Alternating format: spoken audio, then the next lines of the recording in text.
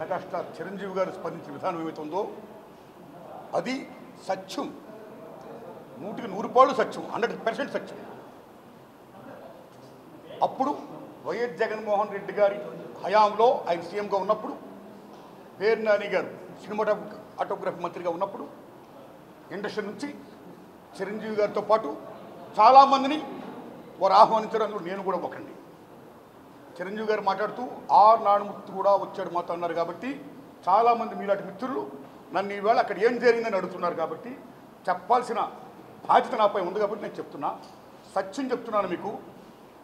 జగన్మోహన్ రెడ్డి గారి గవర్నమెంటు మా సినిమా కళాకారుని కానీ చిరంజీవి గారిని కానీ ఎవరిని కూడా అవమానించలేదు, చాలా గౌరవించారు. సత్యం. ఎందుకంటే కోవిడ్ కష్టకాలంలో సినిమా రంగం ఏమైపోద్ది అని భయోందనతో ఉన్న దశలో పరిశ్రమ పెద్దలందరూ కలిసి చిరంజీవి గారిని కలిశారు. పరిశ్రమ పెద్దగా ఆయన భావించి, ఆయన గౌరవించి నన్ను ఆహ్వానించారు. చిరంజీవి గారు స్వయంగా నాకు ఫోన్ చేశారు కూడా. అదే సంస్కారం. అప్పుడు నేను ఢిల్లీలో ఉన్నా. నారాయణమూర్తి ఇండస్ట్రీ క్లిష్ట పరిస్థితిలో ఉంది.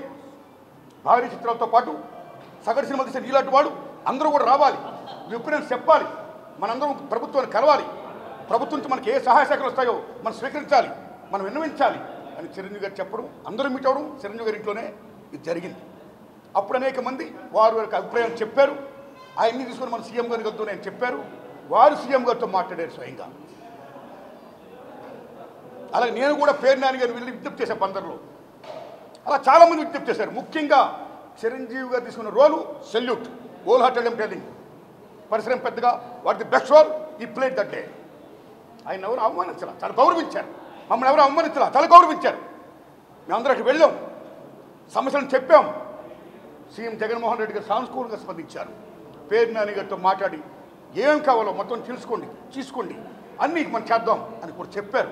ఇప్పుడు ఈ గవర్నమెంట్లో ఆనాడు ఎక్కడ ప్రియాంబుల్, గత గవర్నమెంట్లో ఏ ప్రియాంబుల్ ఉందో, ఏ ప్రజలకి ఏ సమస్యలు ఉన్నాయో, ఏ ఇండస్ట్రీకి, సినిమా ఇండస్ట్రీ, ఎనీథింగ్ ఎల్స్, వాళ్ళకి ఏ సమస్యలు ఉన్నాయో అకార్డింగ్ టు ప్రియాంబుల్ గత ప్రభుత్వంలో ప్రజలు విన్నవించుకున్న విన్నపాలు ఏమవుతున్నాయో ఆ విన్నపాలని ఇప్పుడు, ఆ సమస్యలు ఇప్పుడున్న ప్రభుత్వం చంద్రబాబు నాయుడు హయాంలో నెరవేర్చాలని, దానికి సినిమాటోగ్రఫీ మంత్రి గారు దుర్గేష్ గారు సహకరించాలని, మన తెలుగు ఇండస్ట్రీ నుంచి వెళ్ళి ఇవాళ డిప్యూటీ సీఎంగా ఉన్న పవన్ కళ్యాణ్ గారు చొరవ తీసుకోవాలని నేను విజ్ఞప్తి చేస్తూ మా సమస్యల్ని, మన పరిశ్రమ సమస్యల్ని క్లియర్ చేయాల్సిందిగా మనస్ఫూర్తిగా వారిని కోరుకుంటున్నా.